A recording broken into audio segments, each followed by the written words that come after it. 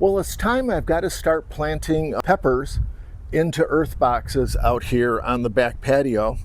The peppers I'm going to be transplanting.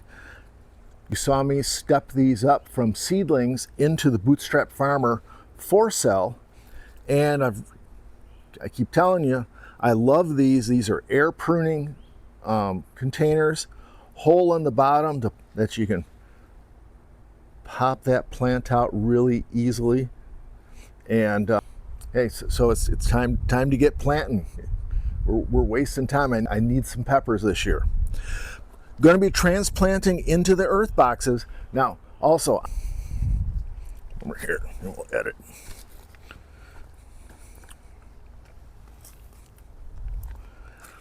Now we're going to be transplanting into the earth boxes. I'm a fanatic about these. This is a sub-irrigated container. It holds 2 cubic feet of professional growing mix. Don't put anything else in these besides professional growing mix. The EarthBox has in the bottom here a 2-gallon reservoir for sub-irrigation. It maintains a consistent root zone moisture. If you want optimal growth, that's what you need to do, especially in our hot and humid deep south environment. Doesn't mean that you don't have to water for a week. You still have to water all at the same frequency, but it's much more consistent for the roots. It has a irrigation, it has a reservoir tube. That's how you get the water into the reservoir. I posted that video here a month or so ago where I'm using the drip irrigation, and I fill that reservoir up with the drip irrigation. And one thing I really haven't talked about with the EarthBox is the shower cap. I've shown how to cut them, how to put them on, how to burn holes in them. But this is probably the most important part of the EarthBox. This cover controls evaporation out of the system. So the only water that's lost are what the plants transpire. It's very simple, it's very elegant. You're going to get sick and tired of me talking about EarthBoxes, but this is what I do. So let's go ahead and start transplanting.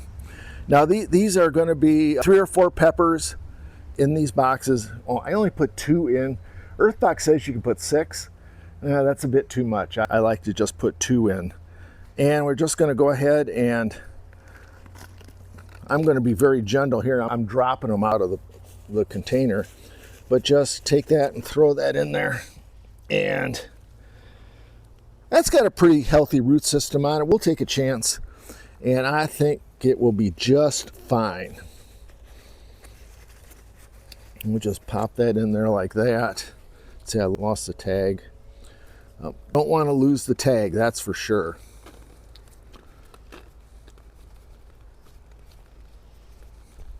And it's funny, one thing, I just watered these in these containers. When the mix gets watered, it doesn't hold together as much. You think it would, but it doesn't. The mix holds, I find, better when the mix is a little drier, just like when I'm transplanting the seedlings. I like that situation better.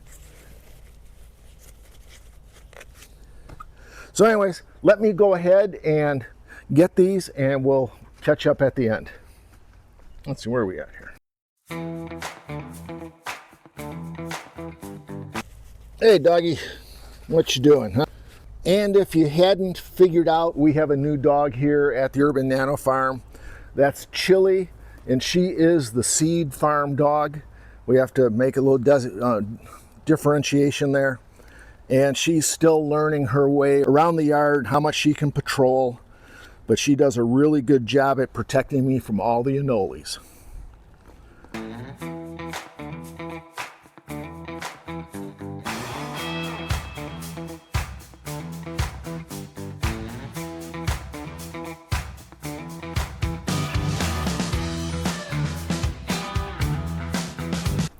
And then one of the things that you really want to do when you plant new plants in the EarthBox, even though it's a sub-irrigated container, I like to go ahead and water in a little bit.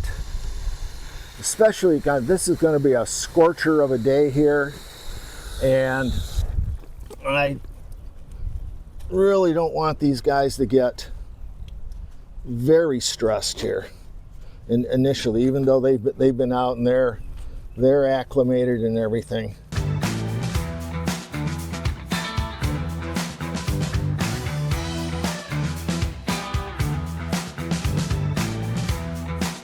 So that's really all there is to it for planting peppers out here, at least in this set of my EarthBoxes. The EarthBox system, I'm really sold on it. You will hear more about it. So if you've learned anything from the videos, help you become a better gardener, make fewer mistakes. I'll show you all the mistakes that I make, and you don't have to make them. So go ahead, hit that subscribe button, do me a favor, because, hey, everything I do here at the Urban Nano Farm is real world gardening. Hey, let's grow better together. We'll see you.